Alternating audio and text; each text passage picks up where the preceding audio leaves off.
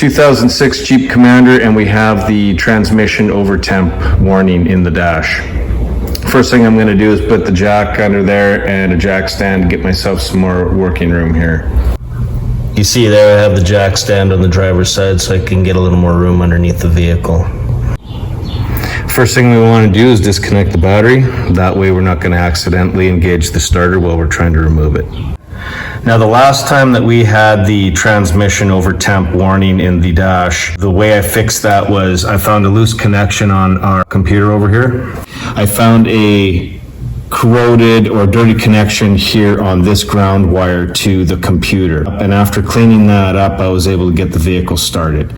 As it happened last time, we'll have power to everything, but the vehicle won't start. And in that case, there was no attempt to start, didn't even click or anything.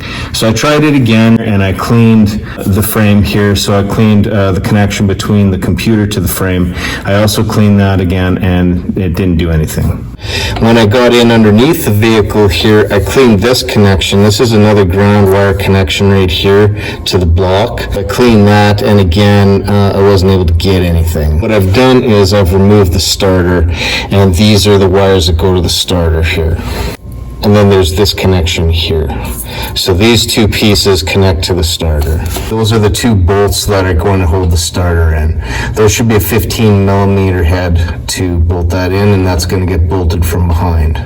We've got that starter removed, we put it in the vise there, and we've got it hooked up to the battery. These are going to be our two connections here. This is where that plug connects to the spade terminal right here, and the other one is going to bolt to this one. That's going to be a 1/2-inch socket to remove that nut for this connection here. Now in the vehicle, the power wire goes to this connection here. So I've got our ground connected to the spade, and I'm going to touch this with our battery positive. We're going to take the positive lead from the battery and we're going to touch our connection, and there's nothing going on there. Now if we touch this one, basically what that's doing is that's driving the sprocket down, but it's not spinning. But we need it to drive down and spin in order to start the vehicle. So in our case here, it's not working for us. Here, if we want to connect it like it is in the vehicle, we have our positive lead on that connection, we have our negative on the other one, and then we could just take a screwdriver and we could touch those two together, and we don't have anything. That should drive down and it should spin. We're going to replace that starter, and here's the new one that we have. And there's some information on the starter itself. Here's the part off the box for anyone who's interested.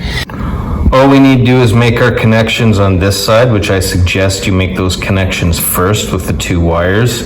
Once you've made those two electrical connections, you'll assemble this into place, and then we just have two fasteners, one here, and that's going to be a 15 millimeter head to tighten that up. I'm going to use a ratchet and two extensions with a swivel and the 15 millimeter. That's what I need to get at those two bolts from behind to get that in. My two bolts, I'm going to put some anti-seize product on there so it's easy to go in and easy to come out in the future. I have a 1/2-inch socket there. I chose the deep socket because when you're up underneath there, short extension is too long and a short socket is too short. Well, I found that the deep socket works best, and then I also use those pliers to disconnect that electrical terminal, but we likely won't need that to connect it again. You're kind of limited for space in here, and what I suggest doing is you install the starter into the hole, and then you loosely connect your positive wire there, and then you bring it back out of the hole into this position where you can get your wrench in here to tighten that nut up. And then you can see here where we just got to connect our connector here to that spade terminal there. Once we made those two connections, now we can finally install it into the hole and then put our bolts in from the back that hold it in. You see the starter there, and then hopefully you can see those are the two holes that we're going to be putting our bolts into. And the reason we need those long extensions is because we're coming in from here.